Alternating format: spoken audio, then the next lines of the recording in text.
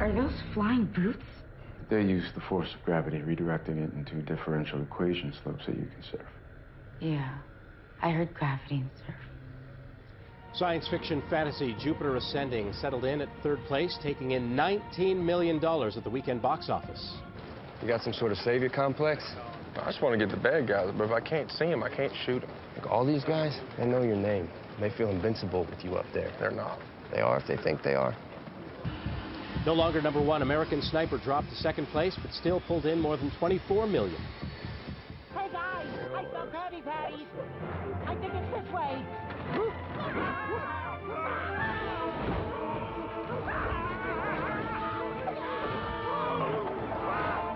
And the SpongeBob movie, sponged out of water, wiped out the competition, soaking up $56 million and cleaning up with first place. Jason Gorber joins us, as always, from twitchfilm.com. Jason, how you doing? I'm good. That was a lot of sponge puns. I kind of like that. That was good. Cleaned up. It's like a squeegee thing. Anyway, we don't have a lot of time. We'll just move on. Julianne Moore in Still Alice. She is Still Alice. Okay, so here's a little film that has come out sort of rolling across the country in theaters near you.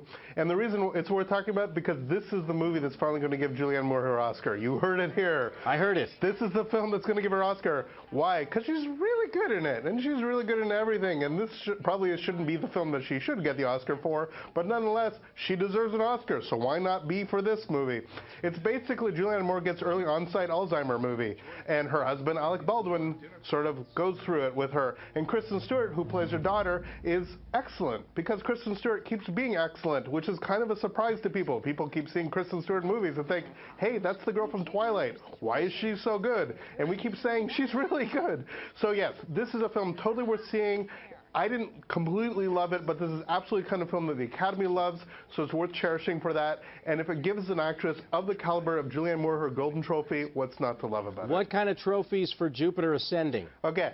Most people hate this movie, and those people are wrong. This film is a lot of fun if you have the mentality of a 12-year-old boy, which I often do, I admit. But nonetheless, okay, the Wachowski brothers have sort of very famously did the Matrices, the Matrix trilogy, which I'm not a huge fan of. Actually, a film of theirs that I really love is Speed Racer. You know why? It's because you haven't taken the blue pill. I haven't taken the blue pill, but also was a master's degree of philosophy at the time, so I thought it was really silly. I liked Existenz by David Cronenberg more because that was my arrogant movie. Anyway. Punchline is that a lot of people like the Matrix films, so they keep wanting them to do another Matrix. What this is nothing like the Matrix. It's a straight-out space fantasy. It's kind of like Guardians of the Galaxy, or it's like another film which was much maligned, which was John Carter, the crazy Disney film which almost took down the studio. It is a big, bold, brash film that absolutely goes for it without a note of cynicism. That's actually what I loved about it. It didn't feel like a comic book movie. It didn't feel silly. It just felt like they were having fun while telling this kind of crazy story that's big and over the top. It reminded me a little bit of when I was a kid and saw Flash Gordon, a film which is now cheesy and adored because of its sort of camp nature and the Queen soundtrack. This was one of those big, epic space fantasies that they just don't make anymore, because they make them with superheroes and they make them with pre-existing sort of caliber places. Visually, it's fantastic. The performances are pretty good. And I think it's worth seeing on a big screen, because why not? People aren't going to love it, but I think you should go out and see it anyway, because it's fun. And you can start being 12 again. Exactly. When have I stopped? I'm going to remind people they can follow you on Twitter at filmfest_CA. Jason, thank you very much. Thanks, Scott.